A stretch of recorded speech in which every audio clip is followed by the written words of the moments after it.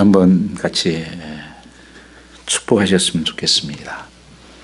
하늘 복 많이 받으십시오. 한번 축복하시기 바랍니다. 하늘의 복이 넘치기를 축복합니다.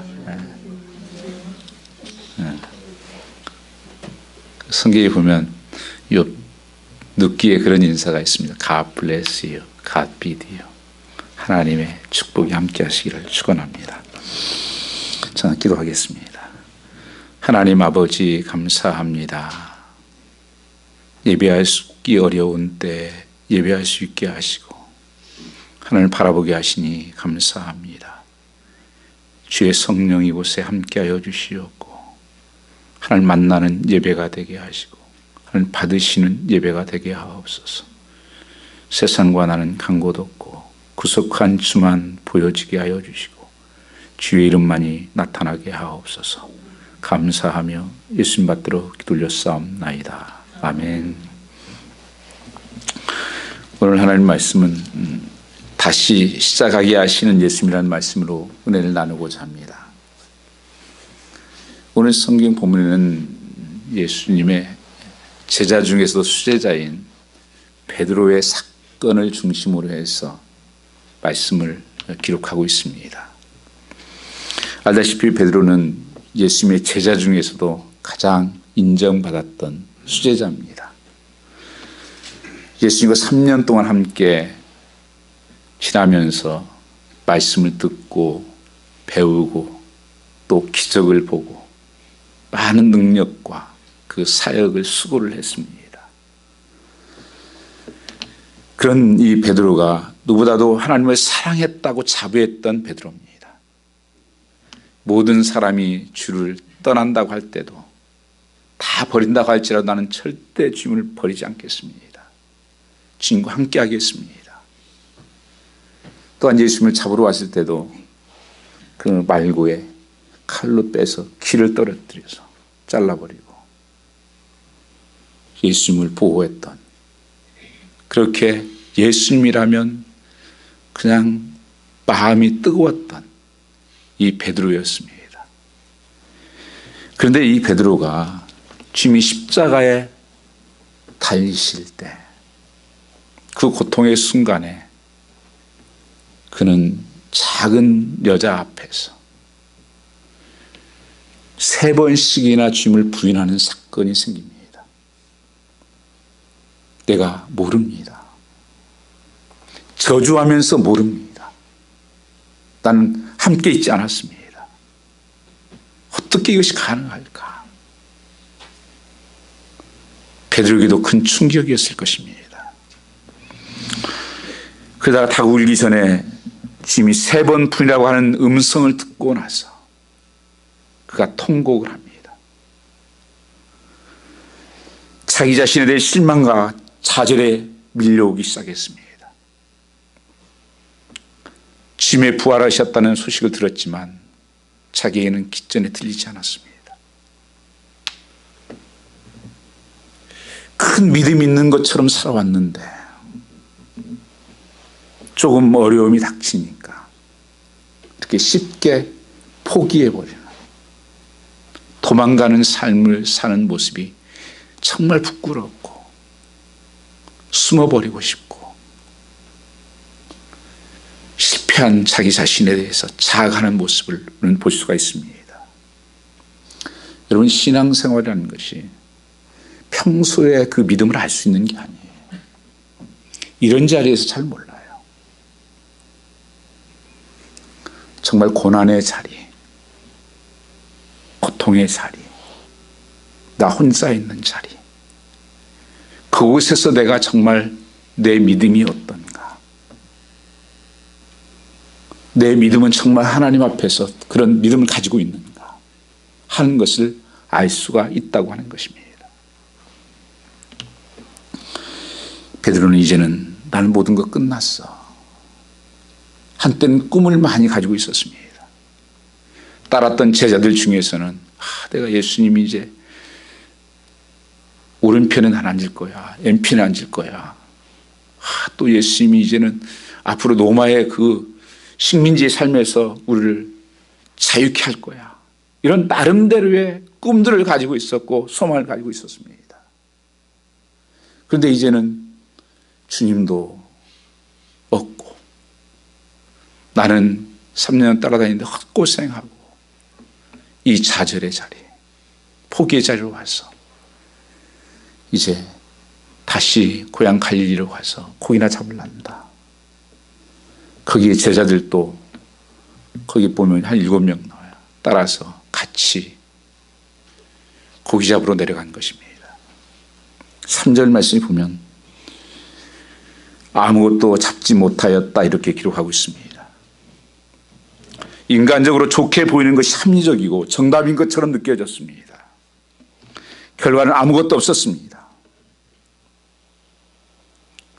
우리 신앙의 삶에서 하나님 없이도 살 수 있을까? 우리 어떤 고난이 오면 하나님을 때로는 원망도 합니다. 하나님 살아 계신 거야? 믿음이 떨어지기도 하고 내 힘으로 해보려고 내 능력으로 해보려고 애쓰기도 합니다. 그러나 여러분 오늘 베드로의 고백처럼 밤새 그물질을 했지만 그는 빈 그물이었다고 고백을 합니다. 베드로는 갈릴리 호수에서 잔뼈가 굵은 사람입니다. 누구보다도 이것만은 자신이 있었습니다. 예수님 없어도 나는 이건 할 수 있을 거야. 어디가 고기 있는 줄 알고 나먹고 살 수 있을 거야. 베드로는 누가복음에도 그런 말씀이 나오죠. 밤새 그물질한 베드로. 그러나 한 마리도 잡지 못했다. 성경은 말씀합니다. 빈 그물이었다고 고백하는 것입니다. 어쩌면 이것이 인생의 실존이 아닌가. 우리의 삶 속에서도 정말 열심히 살았는데 정말 수고하며 살았는데 계산할 때 되니까 아무것도 없구나. 빈 그릇이고 빈 잔이고 그물이다. 인생의 후회와 실패, 늪에 우리는 낮아질 수밖에 없을 때가 많습니다. 요즘에 참 돌아가신 분들이 참 생각보다 많고 또 함께 살겠던 분들도 많이 있습니다. 너무 마음이 아프고 생각하면 요새는 저희 어머니까지 생각이 나요. 돌아가신 거 보지도 못했는데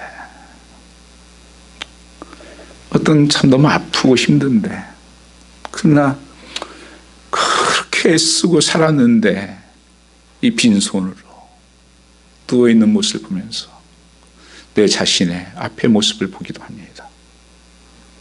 어떻게 살아야 하나? 무엇을 남기고 갈 수 있을까? 후회 없는 삶, 실패하지 않는 삶을 살 수는 없을까? 한국에서 한때 제일 부자라고 알려졌던 이건희 씨도 그분이 유명한 명언이 있잖아요.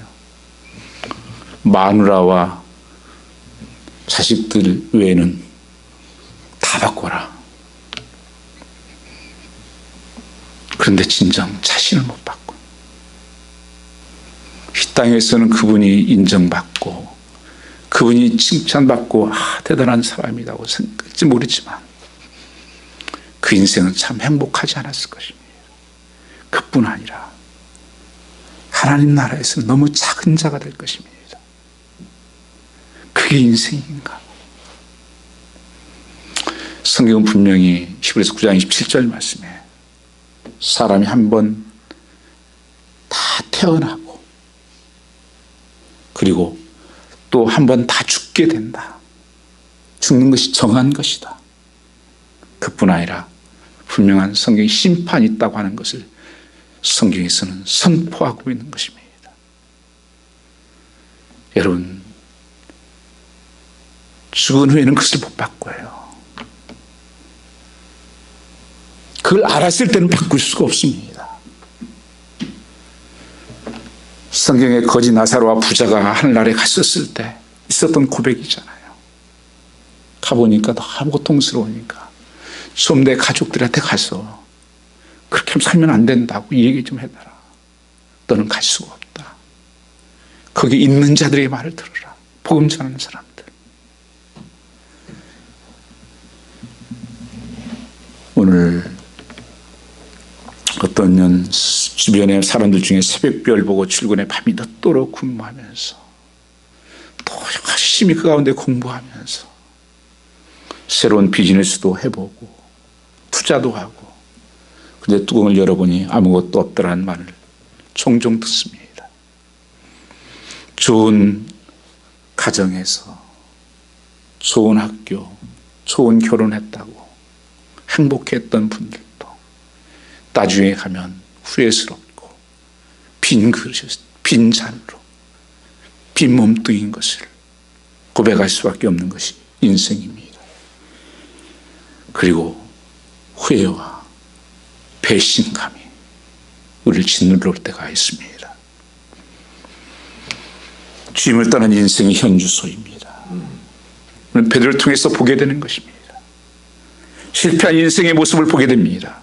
성경은 살아온 삶에 죽음과 심판이 있다는 것을 분명히 선언하고 있다고 하는 것입니다.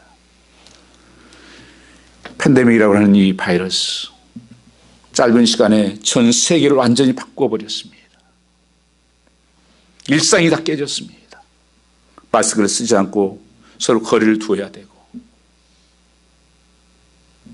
만나기도 쉽지 않고, 비즈니스들이 주저앉고, 미국 주마다 다 움직일 수 없도록 문을 닫아버렸고, 교육하는 것도 회사도 교회도 전부 다 화상을 통해서 해야 되는 이런 시대가 되었습니다. 몇 달이 지나면 괜찮아지겠지 했는데 지금 한 8개월 이상 되고, 못 가도 1년 이상 갈 것 같지 않습니까? 얼굴을 못 보고 있는 교인들이 많이 있습니다. 앞으로 언제 얼굴을 볼 수 있을 것인가? 기회도 못 오고 만나지도 못하면 어떤 변화가 일어날 것인가?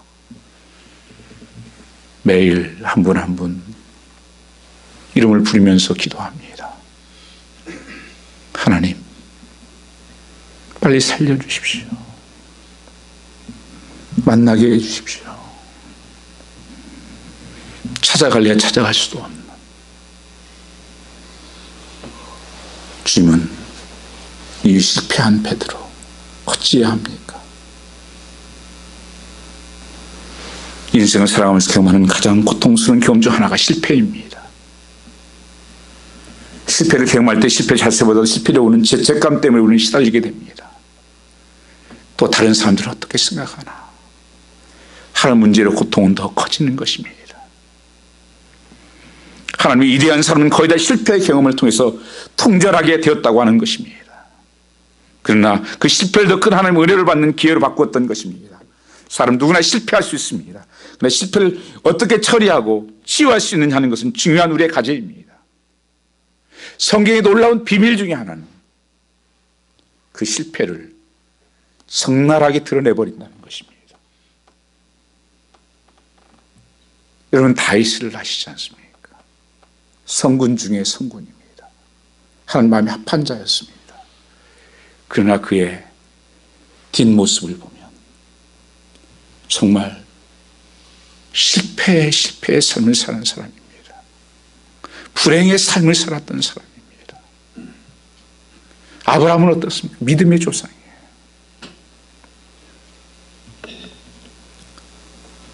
하나님을 의심하고 아내를 팔 정도로 파렴치하고 정말 믿음의 조상이라고 부를 수 없는 야곱은 어떻습니까? 마찬가지입니다. 뺏는 자, 사도 바울 나중에 간증이 되었지만 예수 믿는 사람 잡아 죽이고. 오늘 베드로는 어떻습니까? 베드로도 실패자예요. 전혀 소망이 없어 보이는, 실패했다고, 이제는 갈 곳이 없다고 하는, 고기 잡는 곳에서도 나는 실패했다, 예수님 따르는 것도 실패했다, 내 인생은 뭐냐. 전여제들은 새벽비로 금을 던졌지만 잡지 못한 것입니다.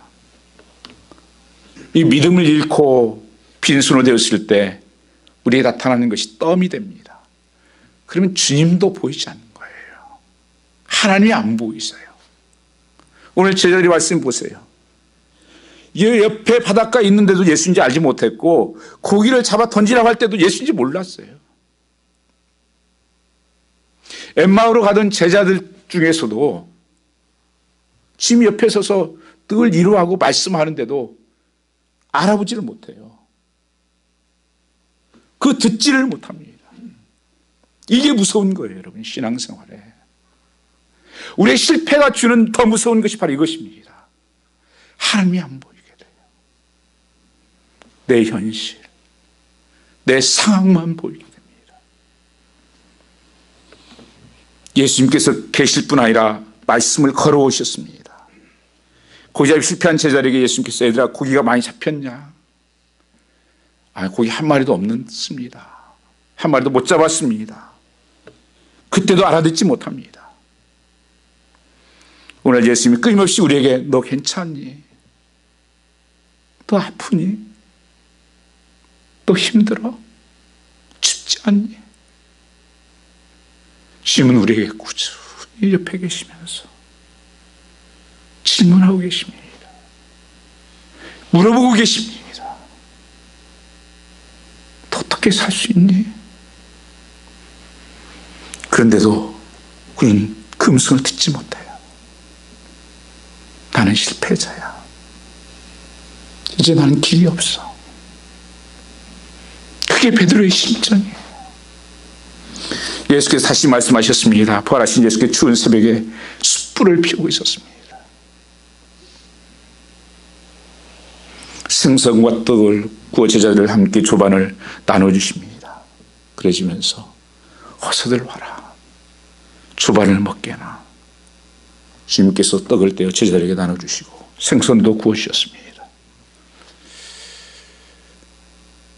그때 이 사랑하는 요한이 주를 알아봅니다. 베드로에게 주님이시라고 하니까 베드로 갑자기 이제 주님 앞에 다가오는 거예요. 주님이 어떻게 여기 오셨지? 이 복음의 놀라운 기독교의 핵심은요, 하나님이 나를 찾아오셨다는 거예요. 다른 릴리어스 종교는요, 내가 다 찾아가는 거예요.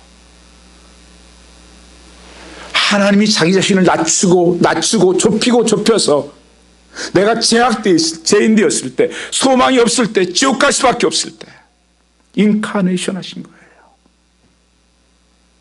나를 찾아오셨어요.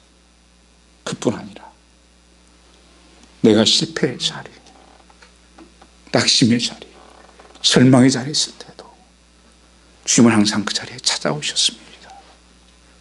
옆에 계셨고 그리고 부르시고 계셨던 것입니다.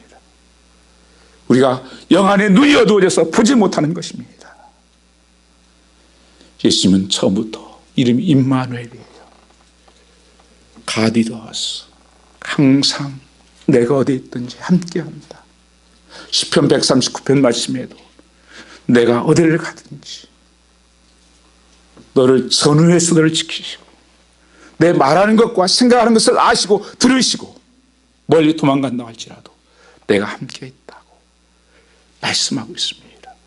이 하나님은 신약 때나 구약 때나 지금 오늘이나 동일하신 하나님이십니다. 열왕기상 19장 말씀해 보시면 그 엘리야라는 믿음의 사람, 하나님의 사람이 있습니다. 3년 6개월 동안 비가 오지 않게 하는 그 믿음의 기도의 사람이었어요. 바알상 아세라상 850명과 대결해서 싸워서 이겼던 믿음의 사람이에요. 그런데 하루아침에 그 이세벨이라는 여인이 너 죽이겠다고 그 말 한마디에 형편과 상황을 보고 드러넣어버려요. 3일 길을 달려가서 노뎀나무를 앉아서 드러넣어서 하나님 나 죽여주십시오. 나 혼자입니다. 이제 난 못합니다. 그때 하나님께서 똑같이 찾아보세요. 열왕기상 19장 6절 7절 말씀 보시면 오늘 본문과 비슷한 내용. 숯불을 만드시고 거기에 떡을 구우시고 물을 갖다 놓으시고 어루만져 주시면서 힘을 내라. 하나님 말씀을 주시면서 내가 함께함. 주님은 왜 이러실까? 저 같으면 네가 믿음의 사람이라고? 하나님 사람? 네가 무슨 사도? 수제자? 웃기지 말아야. 그런 네가 배반을 하냐? 너 믿음이 어디 있다고 그러냐 거냐? 선명할 것 같은데 주님은 그들에게 찾아오셔서 추운 새벽에 숯불을 만드세요. 거기에 떡을 굽고 생선을 구워서 먹어라. 힘내라. 주님의 그 사랑 앞에 그들이 눈을 뜨지 못하죠. 주님께서 다 먹이신 다음에 베드로에게 묻습니다. 15절 말씀에 보면 너는 다른 사람들보다 나를 더 사랑하느냐? 다른 이 세상의 어떤 것보다 나를 더 사랑하느냐? Do you love me more than this? 주님은 다른 것을 묻지 않아요. 더 열심히 하라. 너 회개하라. 무엇을 지적하지 않습니다. 가늠하다 잡힌 여인을 향해서도 돌로 치려고 사람들이 다. 그때 주님께서 죄 없는 자가 쳐라. 나도 너를 정죄치 아니하노니 다시는 죄를 짓지 말아라. 하나님께서 죄를 옹호하는 것일까요? 아니에요. 그 하나님의 사랑이 크다고 하는 것을 말씀하고 있는 것입니다. 주님은 변함없습니다. 오늘 우리에게도 찾아오셔서 말씀하시는 것은 너는 다른 것보다 나를 더 사랑하느냐? 오직 주님만을 사랑하느냐? 신명기에 너는 마음을 다하고 성품을 다하고 힘을 다해 주 너의 하나님을 사랑하라. All your hearts, all your strength, all your mind. 내 이웃을 내 몸처럼 사랑하라. 이것이 성경의 모든 강령이고 성경의 모든 약속이니라. 모든 십계명의 유학이니라.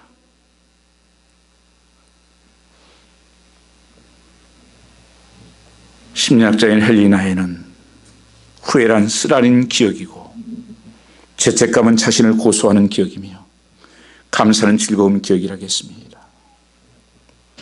왜 주님께서 이렇게 하실까요? 주님은 십자가에서 주님의 그 상처를 다 받으셨고 우리의 모든 연약함과 죄악들을 짊어지시고 십자가의 피 흘리심으로 죽으심으로 우리를 치유하신 것입니다.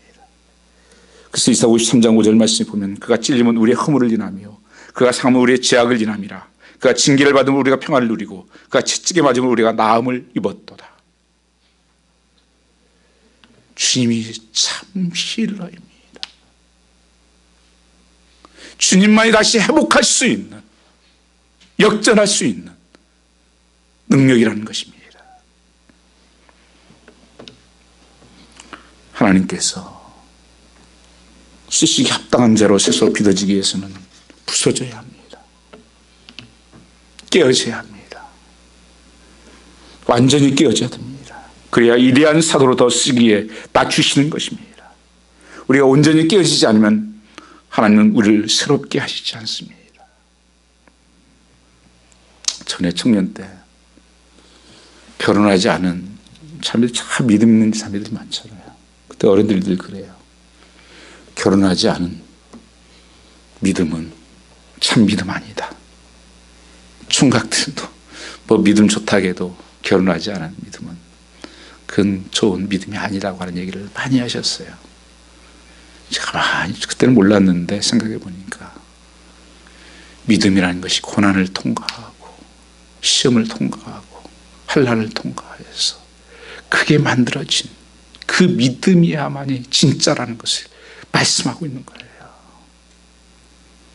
어떤 어려움도 없이 그런 실패도 없이 그냥 가는 믿음은 무너지게 되어 있습니다. 그래서 성경에서는 여러 가지 너희가 시험을 만날 것을 야고보서 1장 2절에 말씀하시잖아요. 시험을 만나거든 꼭 만나는데 기쁘게 여기어라. 성도를 온전케 하기 위해서 그런 것이다. 찬양 중에 그런 찬양이 있습니다. 부서져야 하리, 부서져야 하리, 무너져야 하리, 깨져야 하리, 더 많이 깨져야 하리, 씻겨야 하리. 다 고치고 겸손히 낮아져도 주 앞에 정결타고 자랑치 못할 거예요. 하나님 저를 부서뜨려 주십시오. 저를 깨뜨려 주시옵소서. 분명히 알아야 할 것은 실패자가 아닌 사람은 없다는 것입니다. 자신 실패자요 죄인임을 깨달은 사람이나 아니면 자신의 실패와 부족함을 감추고 오히려 자기를 자랑하는 교만한 자이거나 할 뿐입니다. 둘 중에 하나입니다. 하나님은 어떤 사람을 쓰실까요? 하나님 내가 죄인입니다. 내게는 아무 능력도 없습니다. 하나님께서 그래서 사도 바울의 고백이시죠. 나는 날마다 죽는다. 실제로 그는 나는 모든 것을 배설물로 여기고 내가 자랑했던 것들 배설물로 여기고 나는 이제 약한 것들을 자랑한다. 이렇게 고백합니다. 약할 때 강함 되시기 때문에 내가 연약할 때 하나님이 일하시기 시작하고 내가 힘 뺄 때 하나님이 일하기 시작하고 역사하기 때문입니다. 내가 강하면 내가 하려고 할 때 하나님 일하지 않습니다. 여러분 수영할 때 빠진 사람 건지는 거 아시잖아요. 그 힘이 있을 때 안 건집니다. 둘 다 죽어요. 힘 빼고 들어갔다 몇 번 나와서 허죽거릴 때 끌어내는 거. 하나님께서는 우리 힘을 빼기를 원하는 것입니다. 하나님의 일에 제한받는 것은 한 능력이 부족해서인 것이 아니에요. 내가 너무 힘이 많이 들어가서 그래요.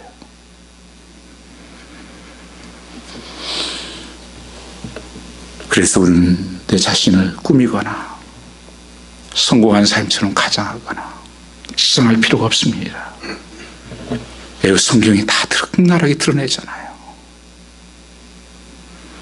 그래서 우리의 약한 것들이 자랑되는 신앙삶이 투명해지는 거예요.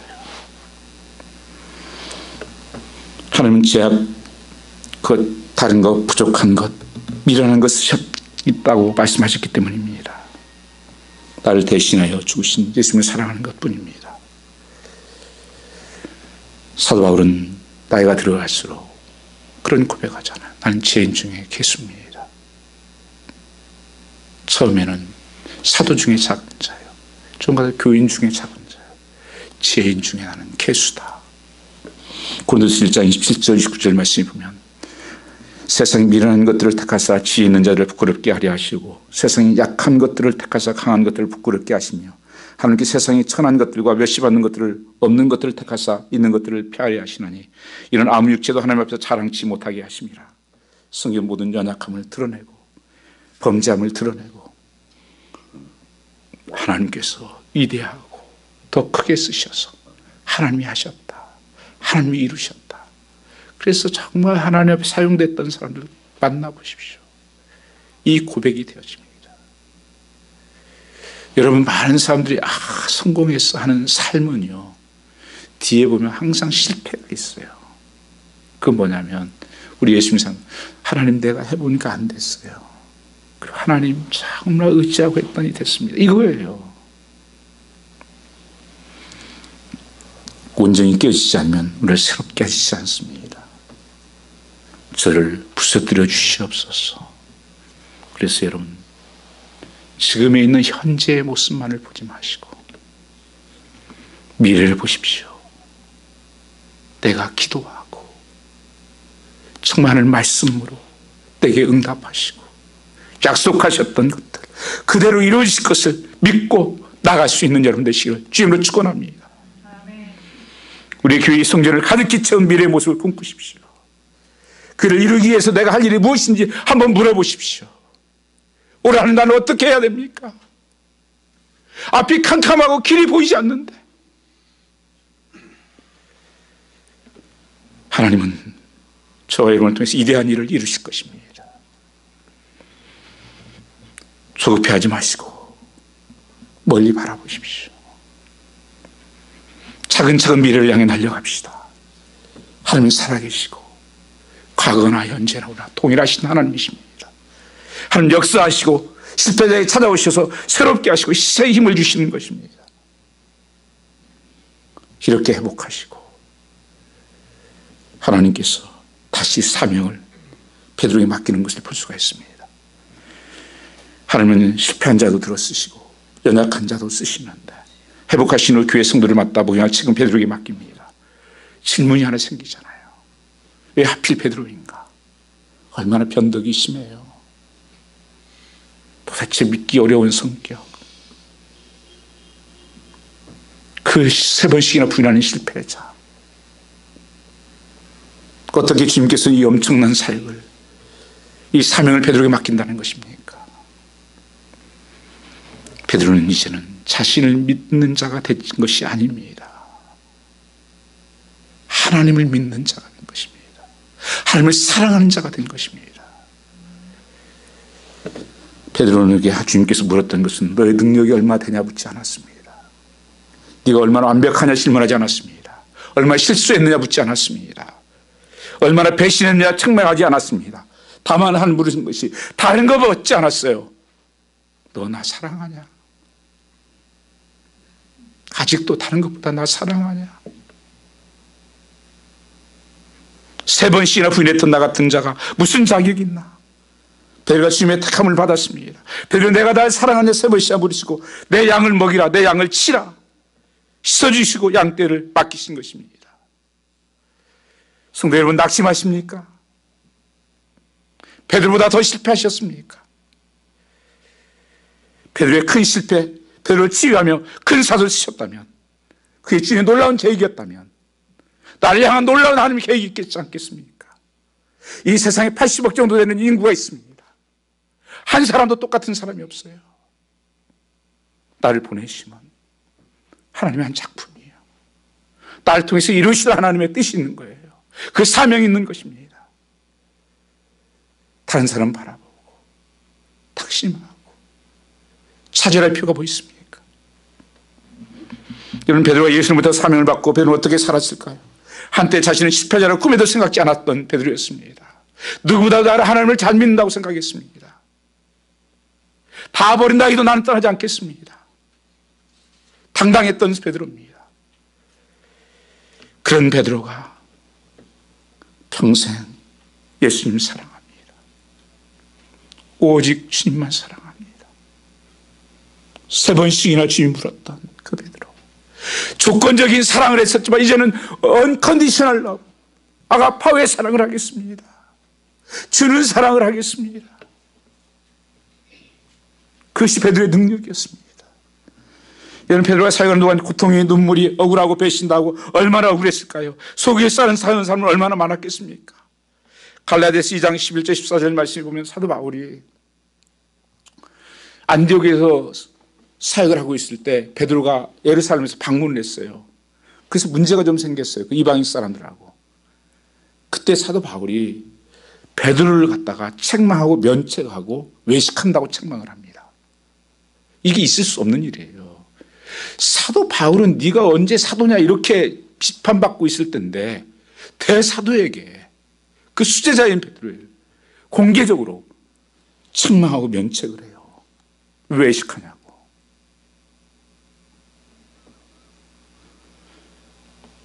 베드로가 배은망덕하다, 배신자, 무시한다 정지할 수 있었겠습니까? 자신이 예수님을 3번이나 부인했던 용서받은 사람입니다. 전혀 자격이 없었는데 사도로 세움을 받았습니다. 그 어떤 사람도 용서하고 사랑하며 살았습니다. 그 사람께 베드로에게 사명을 맡길 수밖에 없었던 것입니다. 마태복음 8복에 보면 첫 번째 복이 뭡니까? 심령이 가난한 자는 복이 있나니 천국이 저희 것입니다. 지금 뭐 세상적인 가난한 걸 말씀하는 게 아니죠.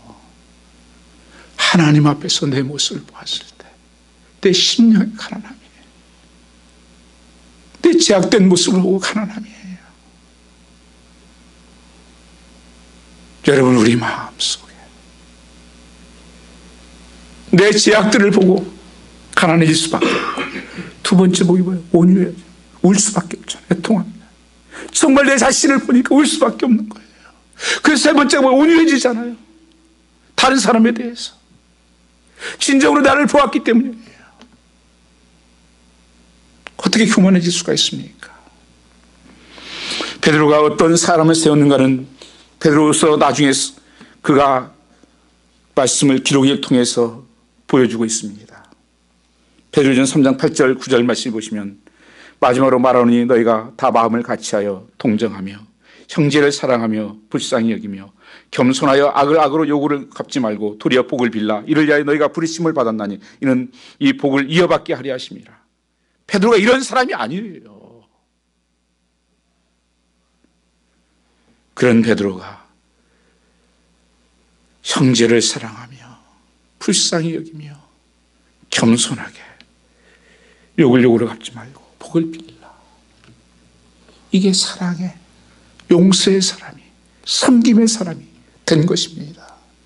베드로는 4장 7절 8절 말씀을 보면 만물이 마지막에 가까웠으니 그러면 너는 정신을 차리고 근신하여 기도하라. 무엇보다 뜨겁게 사랑할지니 사랑은 무한한 죄를 덮느니라.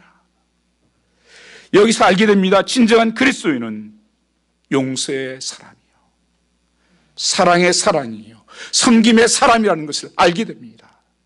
누가 신앙의 큰 사람이요, 누가 성숙한 사람입니까? 성경 많이 읽은 사람이요, 경력이 많은 사람이요, 내가 섬길 줄 아는 사람, 사랑할 줄 아는 사람, 용서하는 사람. 하나님께서 그러한 사람들까지 인도하시고 가르치고 기다리십니다. 여러분, 완전한 용서의 사람, 진정한 사람, 섬기의 사람이 되어야 하나님 여러분을 인도하고 계신다고 하는 것입니다. 여러분, 나만 생각하면 시험될 것이 없어요. 불평할 것이 무엇이 있습니까? 은혜를 작게 받았습니까? 하나님의 사랑을 부족하게 받았습니까? 예수께서 나를 위해 십자가에 대속의 피를 흘려주신 은혜를 우리가 여기 중에 못 받은 사람이 누가 있습니까? 하나님께서 독생자까지 되어주신 그 사랑을 못 받은 사람이 누가 여기 있습니까?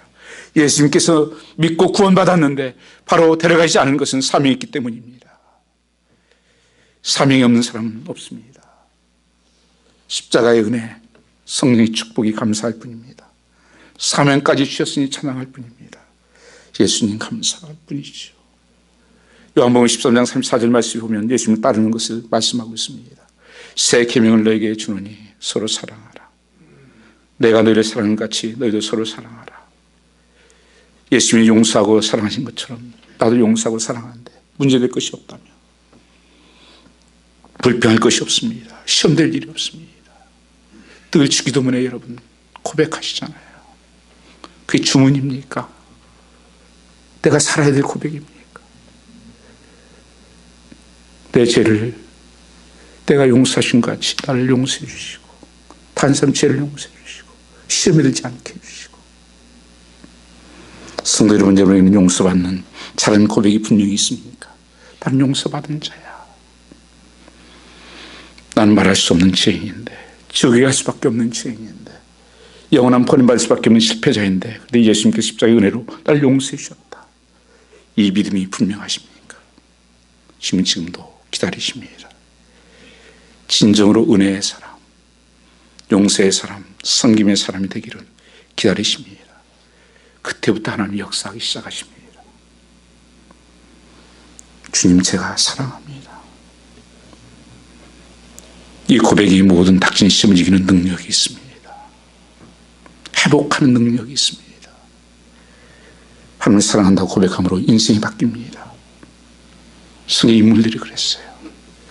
오직 예수 사랑합니다. 오직 예수 사랑합니다. 마음을 다해서, 성품을 다해서, 힘을 다해서 주 하나님을 사랑합니다. 결론이 무엇입니까? 어떤 사람이 예수에 영접하면 결국 베드로처럼 돼야 한다는 것입니다. 우리 하나님 앞에 섰습니다. 누구를 사랑하느냐 묻지 않습니다. 너는 나를 사랑하느냐? Do you love me more than this?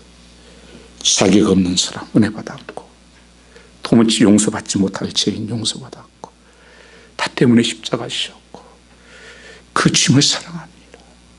오늘 또 여러분, 이 고백이 나의 고백 되기를 원합니다. 주님만 사랑합니다. 좀 기도하겠습니다.